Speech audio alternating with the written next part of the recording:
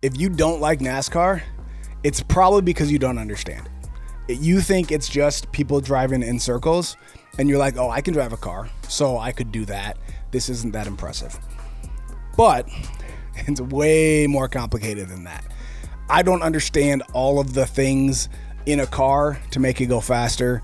I do have certain drivers that I like. I do understand maybe some simpler things about tire pressure, about, fuel economy, about whatever. There's some stuff I understand, but to really be great and to really understand how fast they're going, first of all, go to a race. Watching a race live is completely different than watching it on TV. You will smell the fumes, you will hear the cars, you'll see that, like, oh wow, these are real cars. When they're going around 150, 200 miles an hour and hitting things and smashing and making noise, and it's crazy. All of your senses are engaged live at a NASCAR race. They say that Dale Earnhardt was such a good driver because he could see the air moving around the car. We probably couldn't. None of us can. Nobody can see the air. But the air around the car makes such a huge difference in NASCAR, and they spend so much time and attention on aerodynamics, clean air versus dirty air. If you're leading or back in the pack, where a guy is on your bumper versus the side drafting, right? Such a huge impact is made by the air around the car, and we can't even see it at all. This is my Jeff Gordon car from 2000. This is actually 2004, I think, but in 2003, if you look, Chevy was allowed to pull the front end of the car just a little bit further to give it more aerodynamics because the new Monte Carlo they were running didn't have the same aerodynamics as the other cars that were on the track at that time in NASCAR. Just a small thing makes a huge difference as far as the aero. These cars in the early 2000s, not just because that's kind of my era, the early 2000s, but these cars were just so much fun. They were so fast because they were so aerodynamic. These things absolutely flew. And then they went to the car tomorrow, kind of a brick, and that's why even though Kyle Busch won in the first car tomorrow, he said the car was crap. But in NASCAR, it's so important to understand the effects of the unseen. So much of your race is going to be determined by things you can't see. And that's the way life is as well. And I know that a lot of people, especially if you're not a Christian or if you've been hurt by the church, you might think, oh, all of this weird Christian stuff is just people making stuff up. And you say that because you can't see it. But I'm telling you, the things you can't see have so much more effect on your life than you realize. And I'm not even going to get into weird, demonic, spiritual warfare kind of stuff. I'm a Christian, filled with the Holy Spirit, sealed by the promise. I'm not messing with demons. That stuff's not in my life in any way, shape, or form. It's not getting inside of me, but it's still out there affecting me. The real battle, what really affects your life are the things you can't even see.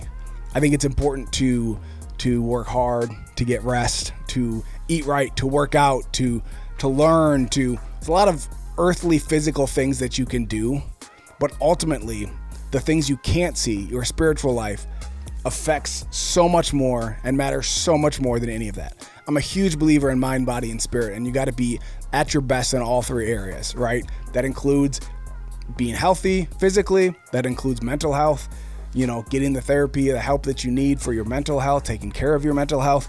But I believe that spiritual stuff is so important. And yes, I'm a Christian. I believe God created the earth. I believe Jesus was the Son of God, that he died and rose again. I believe in the Holy Spirit.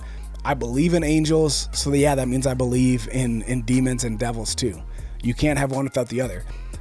There is a spiritual world around us, and we have to learn how to cooperate with it to truly have the success. Just like a NASCAR driver has to learn how to cooperate with the air around him, good or bad, right? Clean air, dirty air, has to understand how to work with the air around him if he's going to have success on the track. And that's just the way the world is. And I know that it's kind of difficult because we can't see and we don't know the spiritual things, but I'm telling you, it's real. And so the more sensitive you can be to the Spirit, to God, to the Holy Spirit, the better you're going to be able to navigate this world, this very real spiritual world that we live in.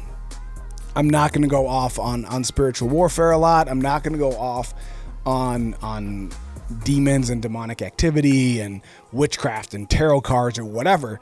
I'm just saying, I just want you to approach your life with a little more awareness of the things you can't see.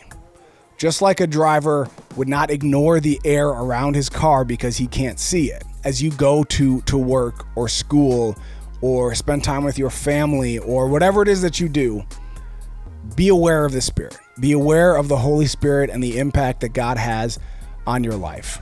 And really, I think that's what it means to live a Christian life, is to really be aware of God at all times. And I talked about in the last video, hearing the voice of God. A lot of that is just an awareness, just listening, just knowing that He's there and that He's speaking to you. And then make decisions in your life, good or bad, based on not just what you see. It's very easy to say, oh, this job pays me more money, so I'm going to take that.